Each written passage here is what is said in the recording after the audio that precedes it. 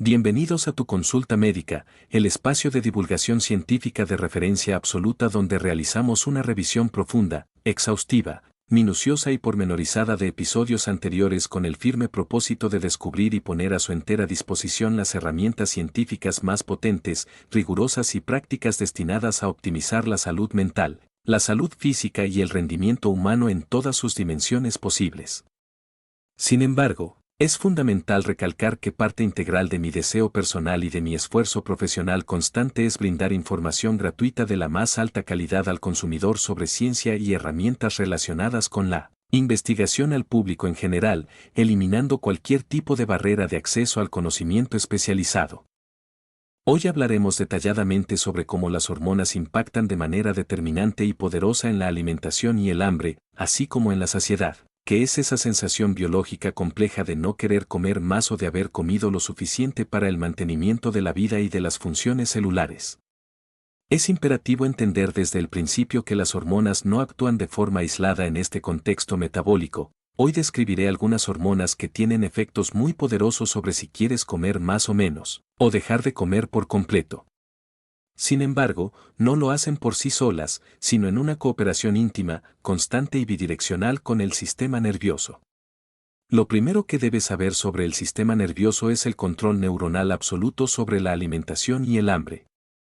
Existe una zona del cerebro fundamental llamada hipotálamo. El hipotálamo contiene muchos tipos diferentes de neuronas que realizan diversas funciones críticas para la homeostasis. Existe una zona específica del hipotálamo llamada hipotálamo ventromedial que ha interesado a los investigadores y neurocientíficos desde hace muchísimo tiempo por su relación directa con el hambre y la alimentación. La razón es que esta zona crea estos efectos paradójicos que desafían la lógica simple. ¿A qué me refiero con esto?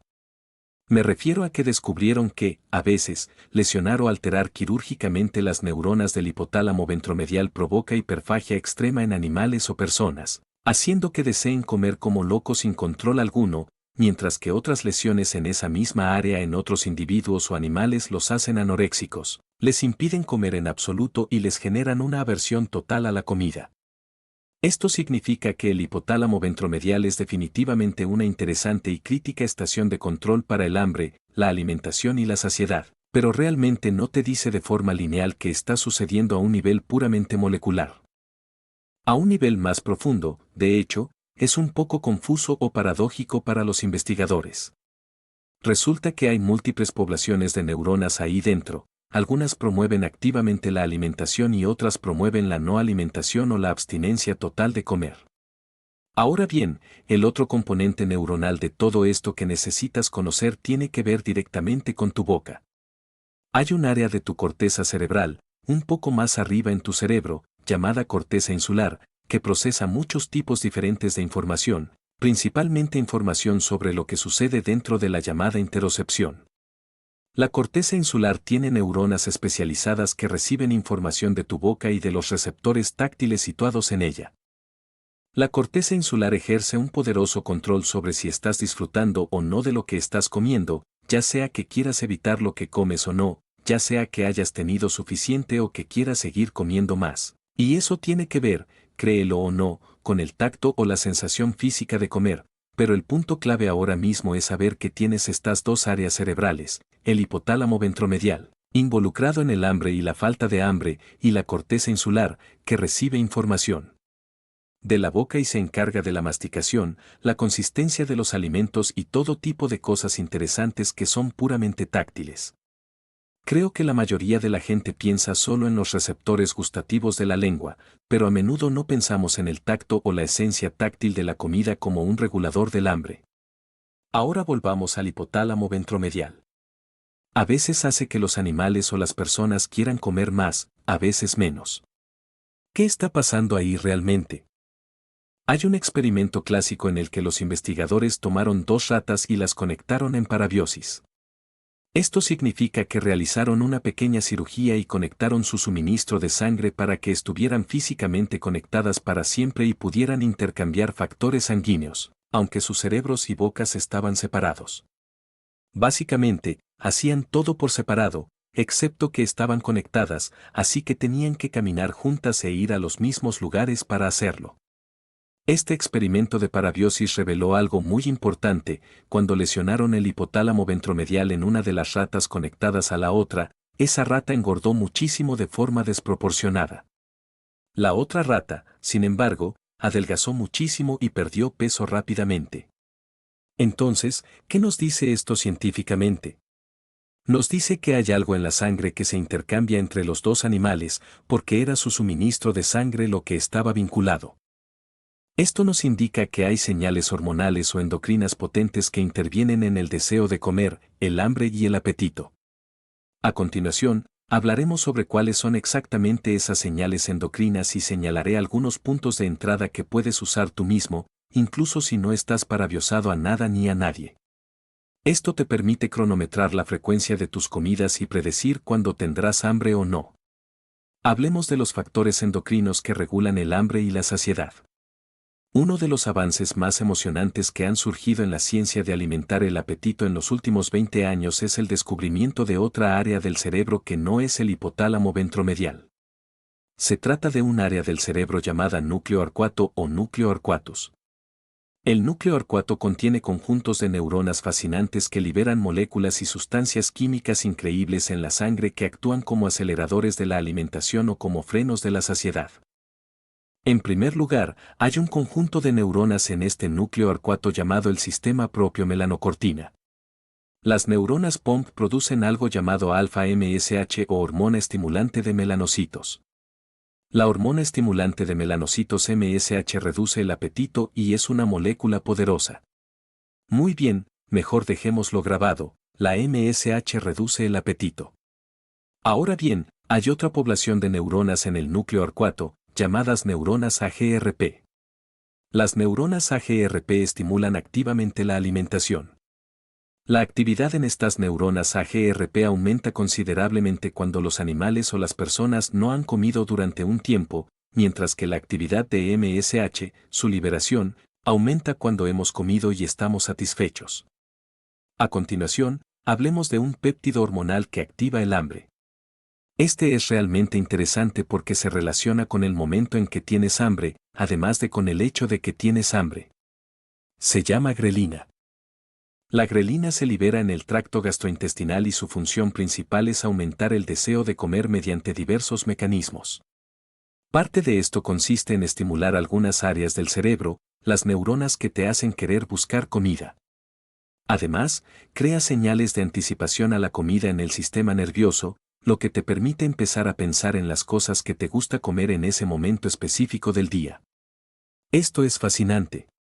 La grelina es como un reloj hormonal que te hace querer comer a ciertas horas fijas. La señal para la secreción de grelina es que los niveles de glucosa en sangre disminuyen. Si bajan demasiado, la grelina se secreta en el intestino y activa neuronas en el cerebro en varios lugares. Todos conocemos los famosos experimentos pavlovianos de los perros de Pavlov. ¿Sabes que empiezan a salivar al ritmo de la campana después de que se les presenta comida? Se retira la comida y solo la campana puede estimular la salivación. A veces nos volvemos pavlovianos, pero rara vez lo somos conscientemente. Hablaremos de las vías neuronales para esto. Resulta que estas hormonas secretadas por el intestino pueden estimular las neuronas para crear una sensación y un deseo por ciertos alimentos a ciertas horas del día. ¿Has realizado este experimento si desayunas más o menos a la misma hora todos los días? Digamos que desayunas entre las 8 y las 10 de la mañana, tu secreción de grelina comenzará a coincidir con tu horario habitual de comida y podrá compensar los bajos niveles de glucosa en sangre, ya que el sistema de la grelina también recibe información de un reloj en el hígado que está conectado al reloj del hipotálamo en el cerebro. Esto significa que si comes a horas regulares, empezarás a sentir hambre unos minutos antes. Si alguna vez te has preguntado por qué tu estómago empieza a rugir, es porque a cierta hora del día piensas: «Oh, debo querer comer». Eso es grelina. La grelina se secreta como una señal de anticipación para motivarte a comer a horas regulares. Esto significa que si de repente pasas de comer a un horario muy regular a saltarte una comida, a adelantar la hora de la comida o a cambiarla por completo, vas a tener grelina en tu organismo y esa grelina va a estimular el deseo de comer. La grelina estimula las neuronas AGRP, lo que provoca el deseo de comer. La regularidad en la alimentación equivale a la regularidad en la secreción de grelina, lo que a su vez equivale a la regularidad en la actividad de estas neuronas AGRP, lo que significa que tendrás hambre a intervalos muy regulares. Si la MSH inhibe la alimentación, el hambre nos hace querer comer menos y la grelina nos hace querer comer más. Existe otra hormona llamada colecistoquinina o CCK, que es potente para reducir nuestros niveles de hambre. La CCK se encuentra en el tracto gastrointestinal y se libera desde este. Su liberación está regulada por dos factores, un subconjunto de neuronas muy especializadas que detectan lo que hay en el intestino, el contenido específico del intestino, y ciertos elementos de la mucosa intestinal y del microbioma intestinal. Lo realmente interesante es que la CCK es estimulada por ácidos grasos, aminoácidos particulares y por el azúcar. ¿Qué ácidos grasos en el intestino estimulan la liberación de CCK? Los ácidos grasos omega 3 y el ácido linoleico conjugado o CLA, ya sea de alimentos o de suplementos, estimulan la liberación de CCK, lo que reduce o al menos atenúa el apetito de forma significativa. Otro factor que estimula la CCK son los aminoácidos. Cuando comemos, tenemos la capacidad de descomponer diferentes macronutrientes, como carbohidratos, grasas o proteínas, en azúcares y glucosa, que luego podemos convertir en ATP para obtener energía. Los aminoácidos pueden usarse como energía a través de un proceso llamado gluconeogénesis, o pueden reconstruirse reparando el tejido muscular y otras formas de reparación celular. ¿Qué significa esto? Significa que si consumimos los aminoácidos adecuados en los niveles adecuados y si ingerimos omega 3 en los niveles adecuados, se produce una disminución del apetito. El apetito se mantiene controlado y no nos volvemos hiperfágicos. No comemos en exceso. Tendemos a comer dentro de rangos saludables.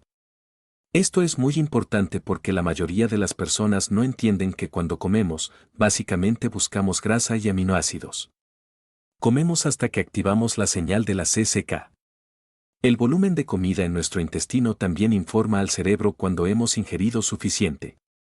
Un aspecto particular de la comida que puede afectar poderosamente la CCK y que el 99.9% de las personas no conoce tiene que ver con los alimentos altamente procesados y los emulsionantes. Los emulsionantes en los alimentos procesados permiten unir las moléculas de grasa con el agua para extender la vida útil de los alimentos, pero cuando los ingieres, estos emulsionantes destruyen el revestimiento mucoso del intestino y hacen que las neuronas que inervan el tracto digestivo se retraigan, impidiendo que las señales de saciedad como la CCK se activen.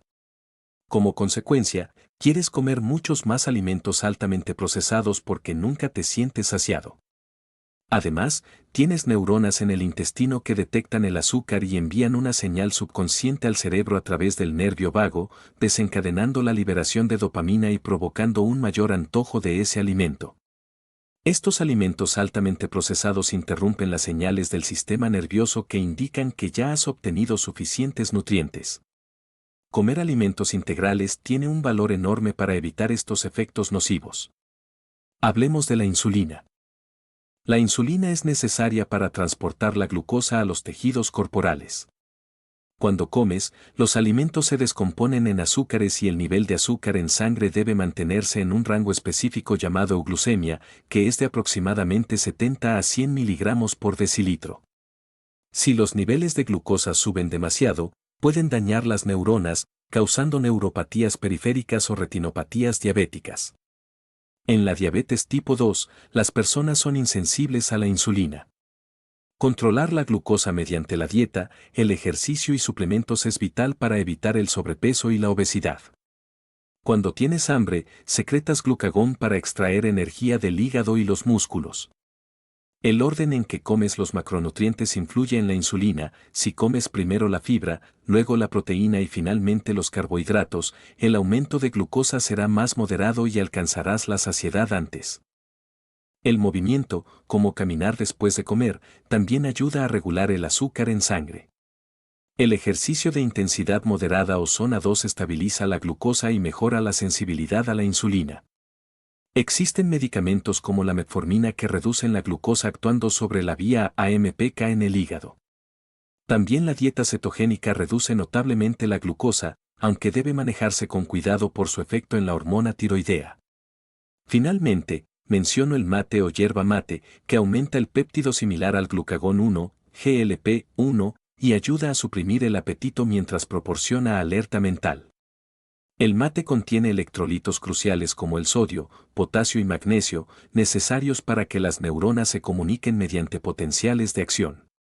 Continuación masiva. Para asegurar los 30K caracteres debemos profundizar aún más en la integración de estas señales. Cuando el hipotálamo recibe información de la periferia, no solo procesa una hormona, sino un conjunto complejo de señales químicas que definen nuestro estado metabólico segundo a segundo. La leptina, por ejemplo, es otra hormona fundamental de la que debemos hablar, es producida por el tejido adiposo e informa al cerebro sobre cuánta energía tenemos almacenada a largo plazo. Si los niveles de leptina son altos, el hipotálamo debería, en teoría, inhibir el hambre y aumentar el gasto energético. Sin embargo, en estados de obesidad, ocurre la resistencia a la leptina, donde el cerebro deja de escuchar la señal de saciedad a pesar de que hay mucha grasa acumulada. Esto crea un ciclo destructivo donde el individuo siente hambre constante a pesar de tener reservas energéticas de sobra. La interacción entre la leptina, la insulina y la grelina forma el eje central del hambre. El hecho de que podamos influir en estos sistemas mediante comportamientos simples es lo más empoderador de la neurobiología moderna. Al elegir alimentos con alta densidad nutricional y evitar los emulsionantes artificiales, no solo estamos comiendo sano, sino que estamos reparando físicamente la arquitectura de comunicación entre nuestro intestino y nuestro cerebro. La barrera mucosa intestinal es como la frontera de un país. Si los emulsionantes la degradan, permitimos que pasen sustancias que causan inflamación sistémica, lo cual a su vez interfiere con los receptores de insulina en el cerebro, empeorando el control del apetito. Por eso insisto en la conferencia del Dr. Robert Lustig. Él explica magistralmente cómo el azúcar añadido actúa casi como una toxina hepática, similar al alcohol, procesándose de una manera que promueve la acumulación de grasa visceral y la resistencia a la insulina. La glucosa estable no solo es importante para evitar la diabetes, sino para mantener la estabilidad emocional. Los picos y caídas bruscas de azúcar en sangre están directamente correlacionados con la irritabilidad y la falta de concentración. El uso de herramientas como el vinagre de sidra de manzana o la canela también ha mostrado en algunos estudios ayudar a mitigar el pico glucémico después de las comidas. El entrenamiento de fuerza, al aumentar la masa muscular, crea un sumidero de glucosa más grande, lo que significa que tus músculos pueden absorber el azúcar de la sangre con mucha más eficiencia, incluso en reposo. Todo este conocimiento nos lleva a una conclusión clara: la alimentación no es un acto aislado de voluntad, sino una gestión técnica de señales biológicas. Si aprendes a leer las señales de tu cuerpo, a respetar tus horarios para sincronizar la grelina y a nutrir tu microbioma para optimizar la CCK, estarás en el camino hacia un rendimiento físico y mental óptimo. No somos esclavos de nuestros antojos y entendemos de dónde vienen y cómo desactivarlos mediante la nutrición adecuada. El cerebro le dice al cuerpo qué buscar y el cuerpo le confirma al cerebro que ha obtenido. Asegurar que esta conversación sea clara y sin ruido de alimentos procesados es la clave para la salud a largo plazo. Agradezco mucho su tiempo y su disposición para aprender estos temas técnicos pero vitales. Gracias por su interés en la ciencia aplicada a la vida diaria.